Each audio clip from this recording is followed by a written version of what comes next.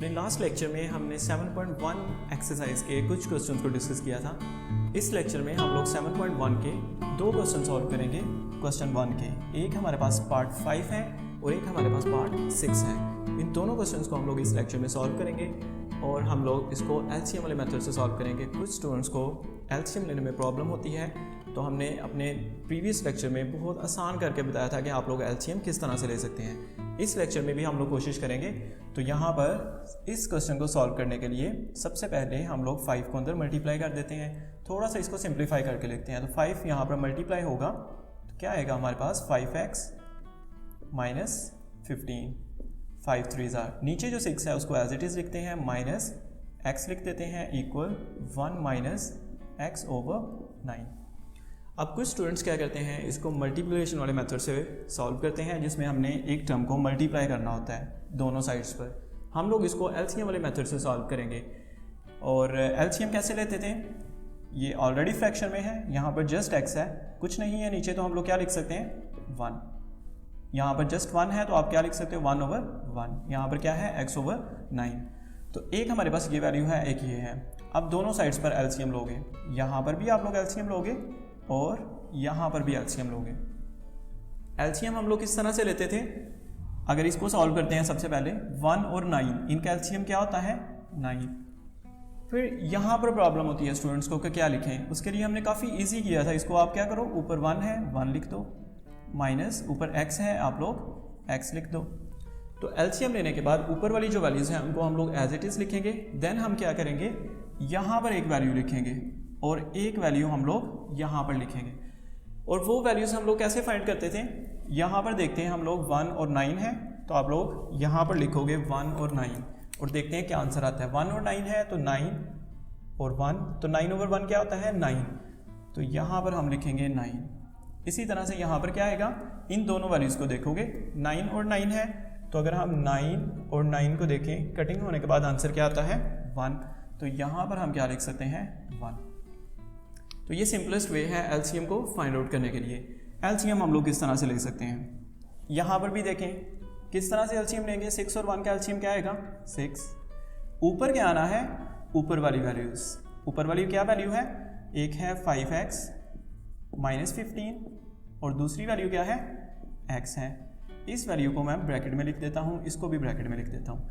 और दूसरा काम होता है कि एक वैल्यू यहाँ पर आनी थी वो फाइंड आउट करना है और एक वैल्यू यहाँ पर आनी है वो फाइंड आउट करना है।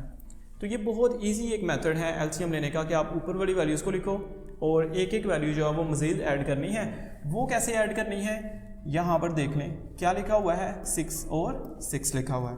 तो आप लोग अगर देखो 6 और 6 तो आंसर क्या आएगा 1। तो क्या लिखेंगे यहाँ पर हम लोग 1 लिख लेते हैं। इसी तरह से यहाँ पर देखते हैं क्या क्या लिखा हुआ है, 6 है और 1 है, तो हम लिखते हैं यहाँ पर 6 और यहाँ पर 1 था, तो क्या आएगा हमारे पास 6 आ जाएगा। तो यहाँ पर हम क्या लिखेंगे 6। ठीक है, तो ये बहुत इजी मेथड है एलसीएम फाइंड आउट करने का। जिन स्टूडेंट्स को एलसीएम लेना नहीं आता वो इस मेथड से एलसीएम फाइंड आउट कर सकते हैं। नेक्स्ट बिल्कुल इजी है, 1 को मल्टीप्लाई करना है 5x के साथ भी और 15 के साथ भी। तो आपको पता है 1 को मल्टीप्लाई करें ना करें आपकी मर्जी है, तो जस्ट लिख दो 5x माइनस 15 माइनस ये दोनों वैल्यूज़ भी मल्टीप्लाई हो रही हैं। कौन कौन है यहाँ पर, x है 6 है, तो क्या बन जाएगा 6x ओवर के नीचे 6 था इक्वल 9 को 1 से मल्टीप्लाई करें तो 9 माइनस x को 1 से मल्टीप्लाई करेंगे x ओवर 9।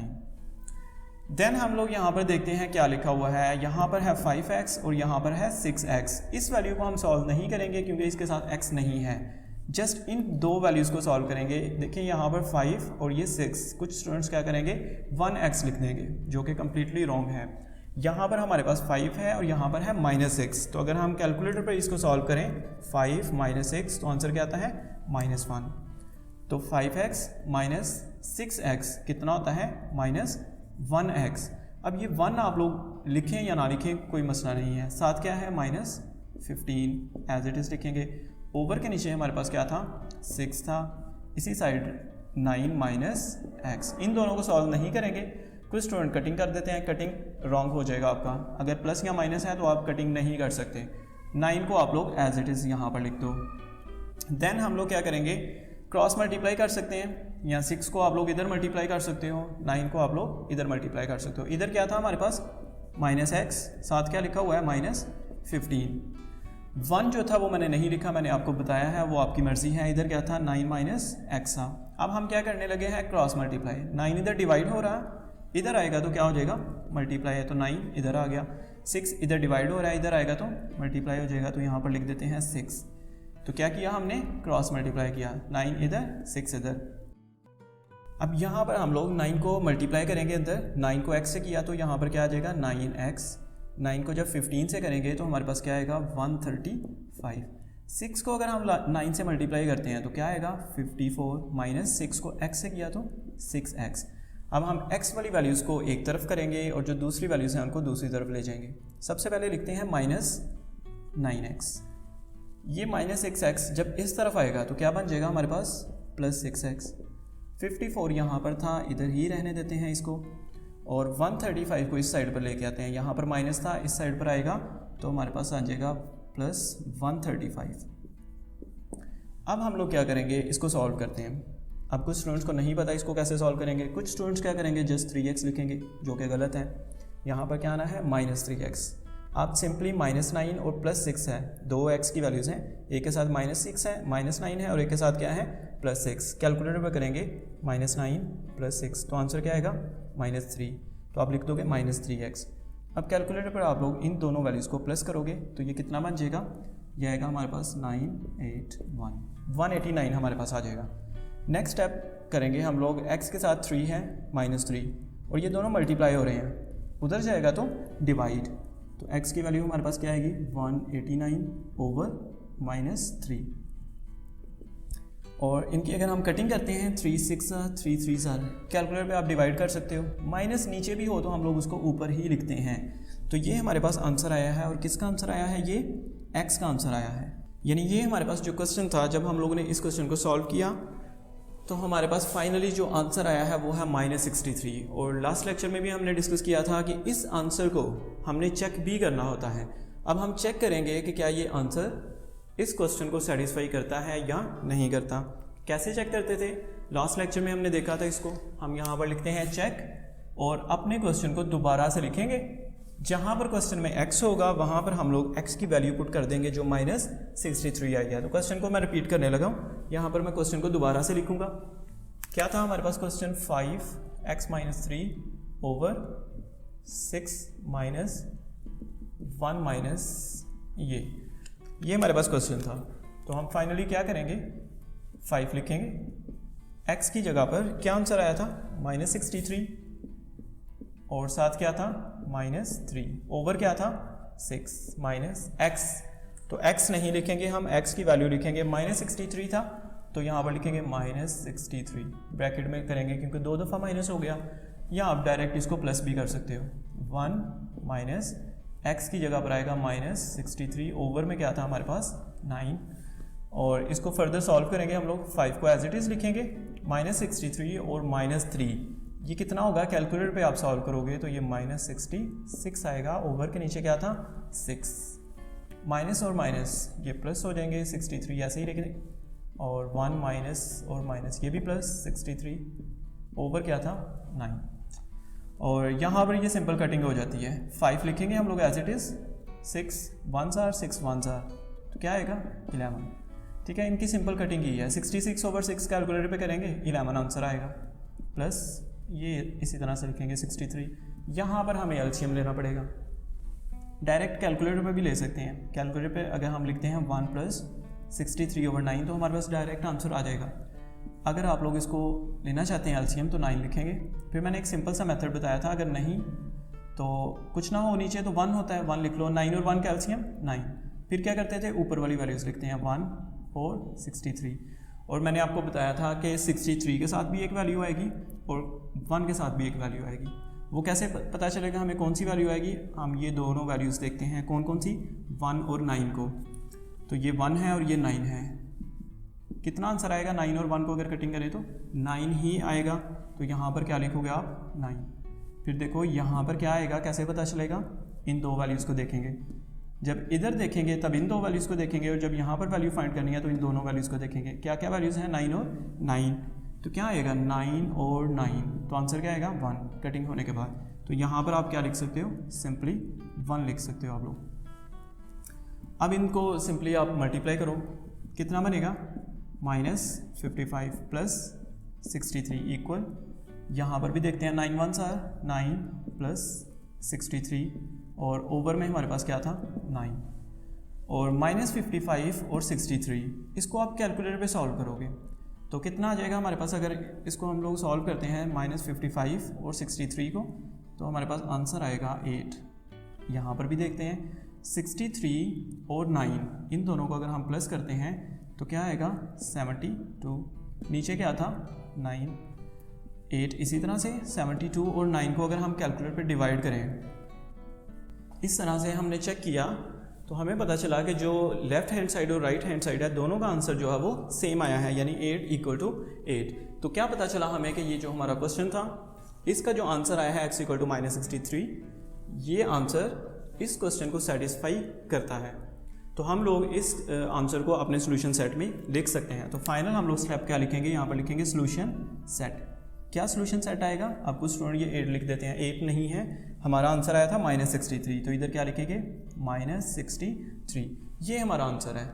अगर ये वाला जो आंसर आया है, जब हम चेक करते तो आंसर इक्वल ना आते, तो फिर हम कहते कि ये जो आंसर है ये हमारे सोल्यूशन सेट का पार्ट नहीं है, फिर हम यहाँ पर -63 को नहीं लिखेंगे अगर ये इक्वल नहीं आते। अगर ये इक्वल आ जाते हैं फिर आप लोग इस आंसर को यहाँ पर लिखोगे, अदरवाइज इसको एम्प्टी रहने देंगे हम लोग। उन्हें 7.1 का जो 6 क्वेश्चन है उसको सॉल्व करना है। तो किसी भी क्वेश्चन में सबसे पहले हम लोग ये देखते हैं कि कुछ कॉमन है तो उसको कॉमन ले लें। इस क्वेश्चन में हमारे पास क्या कुछ कॉमन है? अगर हम इसको देखते हैं 3x - 6, तो 3 यहाँ पर भी है और यहाँ पर भी है, इसको हम लोग कॉमन ले सकते हैं। जो 6 है वो 3 2s are 6 होता है, तो 3 दोनों में है, कॉमन है, तो उसको हम कॉमन लेंगे। फर्स्ट स्टेप में हम क्या लिखेंगे? x, इसमें से 3 कॉमन लेंगे। अगर 3 कॉमन चला जाएगा तो बाकी क्या रह जाएगा? x माइनस, अब यहाँ पर जो 6 था उसकी जगह पर क्या रह जाएगा? 2। अब कुछ स्टूडेंट क्या करेंगे कि 3 कॉमन है तो बाकी 3 रह गया, 3 नहीं आएगा 2 आएगा, क्योंकि 3 2s are 6 है, 3 कॉमन जाएगा बाकी 2 रह जाएगा। अगर इसको आप दोबारा मल्टीप्लाई करो 3x, 3 को 2 से करोगे 6, दोबारा वही वैल्यू बन जाएगी। तो इस तरह से हम लोगों ने इसको कॉमन ले लिया। अगर आपको कॉमन लेना नहीं आता तो आप लोग चैप्टर 5.1 को देख सकते हैं। नेक्स्ट हम लोग 2 को एज इट इज़ लिखेंगे, माइनस यहाँ पर क्या है? 2x / x - 2, और यहाँ पर हमारे पास सिंपल लिखा हुआ है 2, तो इसको हम क्या लिख सकते हैं? इसको लिख सकते हैं 2/1। अगर एक सिंपल वैल्यू लिखी हो ओवर 1 हम लोग खुद से लिख सकते हैं। अब इसको कैसे सॉल्व करेंगे? इस वैल्यू को हम लोग एज इट इज़ लिखेंगे, इसको हम चेंज नहीं करेंगे। x/3 भी ऐसे ही आएगा, x - 2 भी ऐसे ही आएगा। इस साइड पे हम लोग एलसीएम लेने लगे। एलसीएम हम लोग ने लास्ट लेक्चर में भी डिस्कस किया था। कैसे लेते हैं? 1 और x - 2 का एलसीएम सेम आएगा, x - 2, यानी ये वैल्यू ही आएगी। ऊपर हमारे पास यहाँ पर क्या आएगा? हम क्या करते थे? ऊपर वाली वैल्यू 2 है वो लिखते थे, फिर हम क्या लिखेंगे? माइनस, फिर क्या लिखेंगे? 2x। लेकिन यहाँ पर मैंने आपको बताया था कि इनके साथ एक एक वैल्यू मज़ीद ऐड होगी, यानी एक वैल्यू यहाँ पर, यानी 2x के साथ भी कुछ ना कुछ लाजमी होगा और यहाँ पर 2 के साथ भी कुछ ना कुछ होगा। क्या होगा वो कैसे पता चलेगा? हम देखते थे यहाँ पर 1 और x - 2 है, तो आप लोग इसको रफ में लिख सकते हो। क्या क्या वैल्यू है? x - 2 है और क्या है? 1। अगर इसको सॉल्व करें, ओवर के नीचे 1 लिखने की ज़रूरत नहीं होती, तो x - 2 ही आता है, तो हम यहाँ पर लिखेंगे x - 2। फिर से देखें यहाँ पर क्या आएगा, कैसे पता चलेगा? हम इन दो वैल्यूज़ को देखते हैं, क्या क्या वैल्यूज़ हैं? x - 2 और यहाँ पर भी क्या है? x - 2। तो x - 2 क्या आंसर आएगा? 1। तो यहाँ पर हम लोग क्या लिखेंगे? 1। दोबारा बता देता हूँ, एलसीएम जब लेंगे ये वैल्यू यहाँ पर आ गई, ऊपर वाली वैल्यूज़ को आप ऊपर लिख लोगे, यानी 2 भी लिख लोगे और 2x। एक वैल्यू यहाँ पर आनी थी और एक वैल्यू यहाँ पर। कैसे पता चलता है? इन दोनों वैल्यूज़ को आप डिवाइड करो, जो आंसर आए वो यहाँ पर लिखो। इन दोनों वैल्यूज़ को आप लोग डिवाइड करो, जो आंसर आए वो यहाँ पर लिखो। अगर आपको स्टिल यहाँ पर कोई कन्फ्यूजन है तो आप लोग 7.1 के जो स्टार्टिंग में हमने क्वेश्चन नंबर 1 2 किए थे उनको लाजमी देखें, तो वहाँ से आपकी प्रैक्टिस होगी एलसीएम लेने की। तो बहुत ईजी सा मेथड है, आप लोग अगर उन क्वेश्चंस को देखते हैं तो आप इजीली अंडरस्टैंड कर जाएंगे कि ये किस तरह से आया। हम लोग यहाँ पर बाकी जो x ओवर 3 और x माइनस 2 है इसको ऐसे ही लिख देते हैं, और इधर मल्टीप्लाई हो रहा है, कौन मल्टीप्लाई हो रहा है, 2 मल्टीप्लाई हो रहा है x के साथ, और 2 के साथ मल्टीप्लाई हो रहा है। इनको मल्टीप्लाई करते हैं, 2 को x के साथ मल्टीप्लाई किया 2x माइनस 2 को 2 से किया तो 4, और 2x को 1 से मल्टीप्लाई करें तो क्या आएगा 2x, 1 को मल्टीप्लाई करें कोई फ़र्क नहीं पड़ेगा, और साथ क्या था x माइनस 2। नेक्स्ट हम लोग क्या करेंगे, यहाँ पर इस स्टेप को तो एज इट इज़ लिखेंगे, x ओवर 3x माइनस 2 आ जाएगा। इस साइड पर हम लोग देखते हैं x की 2 वैल्यूज़ नज़र आ रही हैं, इनको प्लस माइनस कर सकते हो आप। तो यहाँ पर क्या है x के साथ 2 और यहाँ पर क्या है -2, तो 2 और -2 कितना हो जाएगा हमारे पास 0, इसलिए इसको लिखने की ज़रूरत नहीं है, ये 0 हो जाएंगे। ये 2x है, ये -2x है, तो 2 में से 2 को माइनस करें तो बाकी 0, तो क्या रह जाएगा सिंपल -4 रह जाएगा। ओवर के नीचे क्या था x माइनस 2। नेक्स्ट स्टेप में आप क्या करोगे, ये जो x माइनस 2 है डिवाइड हो रहा है तो इस साइड पर आएगा तो मल्टीप्लाई, जब ये मल्टीप्लाई होगा इधर आगे तो हम लोग उसको कैंसिल कर सकते हैं। तो यहाँ पर मैं लिखता हूँ x ओवर 3x माइनस 2, ये वैल्यू इधर डिवाइड हो रही है, इस साइड पर आएगी तो क्या हो जाएगी मल्टीप्लाई x माइनस 2, इक्वल के इस तरफ क्या था -4। अब ये दोनों वैल्यूज़ कटिंग हो जाएगी, ये भी x माइनस 2, ये भी x माइनस 2, तो सिंपली x ओवर 3 रह जाएगा, और दूसरी साइड पर हमारे पास क्या है -4, उसको एज इट इज़ लिखो। x की वैल्यू फाइंड आउट करनी है तो 3 इधर डिवाइड हो रहा है तो इस साइड पर आगे उसको मल्टीप्लाई करेंगे, 3 को 4 से मल्टीप्लाई कर देते हैं, माइनस को एज इट इज़ लिखते हैं हम, और 3 को 4 से मल्टीप्लाई करेंगे तो 12। तो ये हमारा आंसर आ गया x का। तो हमने क्वेश्चन को सॉल्व करना था, हमने क्वेश्चन को सॉल्व कर दिया और x का आंसर आया है 12। अब नेक्स्ट पार्ट जो होता है उसमें हमने चेक भी करना होता है, और ये कंपलसरी है, हमने चेक करना है कि ये जो x का आंसर है ये इस क्वेश्चन को सेटिस्फाई करता है या नहीं करता। उसके लिए आप क्या करते थे, इस क्वेश्चन को दोबारा से लिखते थे। क्या करेंगे हम लोग, लिखेंगे x over 3x minus 6 equal to minus 2x minus 2। इस क्वेश्चन के अंदर जहाँ पर भी आपको x नज़र आ रहा है वहाँ पे आप लोग क्या पुट करोगे -12। तो यहाँ पर x है, हम x की जगह पर क्या लिख देंगे -12, 3 लिखेंगे, x की जगह पर क्या लिखेंगे -12 -6, 2 लिखेंगे -2 लिखेंगे, x की जगह पर -12, x की जगह पर -12 -2। तो हमने पूरे क्वेश्चन के अंदर जहाँ जहाँ पर x था वहाँ पर क्या पुट कर दिया है -12। हम सॉल्व करेंगे, अगर दोनों इक्वल आ जाते हैं आंसर तो इसका मतलब है ये जो आंसर आया हमारा ये इस क्वेश्चन को सेटिस्फाई कर रहा है, अदरवाइज वो सेटिस्फाई नहीं करेगा। तो हम लिखते हैं -12 ओवर 12 को 3 से मल्टीप्लाई करते हैं तो क्या आ गया 36 -6 2 -12 को 2 से मल्टीप्लाई करेंगे 24, और ये कितना बनेगा -14। आप इसको कैलकुलेटर पे सॉल्व कर सकते हो, -12 -2 तो आंसर आएगा -14। नेक्स्ट क्या करेंगे हम लोग, -12 एज इट इज़ लिखते हैं, 36 और 6 ये हमारे पास कितना आएगा -42 आएगा, 2 एज इट इज़ लिखेंगे, ये दोनों माइनस है ऊपर नीचे कैंसिल हो जाएंगे, ये वाला माइनस ऐसे ही लिखते हैं हम लोग, और इनकी कटिंग करते हैं। किस टेबल से कटिंग होगी, हम इसको 2 के टेबल से कटिंग कर सकते हैं, 2 1s are 2 2s are 4 2 7s are 14, और इस साइड पर भी अगर कटिंग होती है तो हम कर सकते हैं, तो इसकी भी कटिंग करेंगे, माइनस वैसे ही कैंसिल हो गया, और इसको 2 से अगर हम लोग कटिंग करते हैं 2 6s are 2 2s are 4 2 1s are 2, इस साइड पर 2 -12 ओवर 7 है। आप कैलकुलेटर पर अगर डायरेक्ट लिखते हैं 2 -12 ओवर 7 तो आपके पास आंसर आ जाएगा, अगर नहीं तो हम लोग इसका एलसीएम लेंगे, ओवर 1 लिख लो, 7 एलसीएम आएगा 7 ओवर 1 का। सिंपल सा मेथड बताया था कि आप 2 भी लिखोगे और क्या लिखोगे 12, यानी ऊपर वाली वैल्यूज़ को लिखोगे, देन आप क्या करोगे, एक यहाँ पर ब्रैकेट लगाओगे, एक यहाँ पर ब्रैकेट लगाओगे। इन ब्रैकेट्स में क्या आएगा, कैसे पता चलता था, हम यहाँ पर देखते हैं क्या लिखा हुआ है, 1 और 7 है, तो 1 ओवर 7 का आंसर क्या आएगा 7। इस साइड पर देखते हैं क्या है 7 और 7, तो आप क्या लिखोगे 7 7, तो आंसर क्या आएगा 1। तो ये जो 7 आया है आप लोग यहाँ पर लिखोगे, और ये जो 1 आया है वो आप लोग यहाँ पर लिखोगे। तो ये एलसीएम लेने का बहुत इजी सा मेथड है। 7 2s are कितना हो जाएगा 14 माइनस 12 को 1 से मल्टीप्लाई किया तो 12, और नीचे क्या था 7। इस साइड पर हमारे पास 6 और 21 है, तो इसकी अगर कटिंग होती है तो हम कर सकते हैं, तो 3 के टेबल से इसकी कटिंग हो जाएगी। 3 2s are 6, 3 7s are 21, 2/7 ऐसे ही है। और 14 में से अगर 12 को माइनस करें तो आंसर क्या आएगा 2, और नीचे क्या है ओवर 7। तो क्या पता चल रहा है कि दोनों जो आंसर आए हैं हमारे लेफ्ट हैंड साइड और राइट हैंड साइड वो इक्वल है। मतलब ये जो आंसर था x का वो इस क्वेश्चन को क्या कर रहा है, सेटिस्फाई कर रहा है।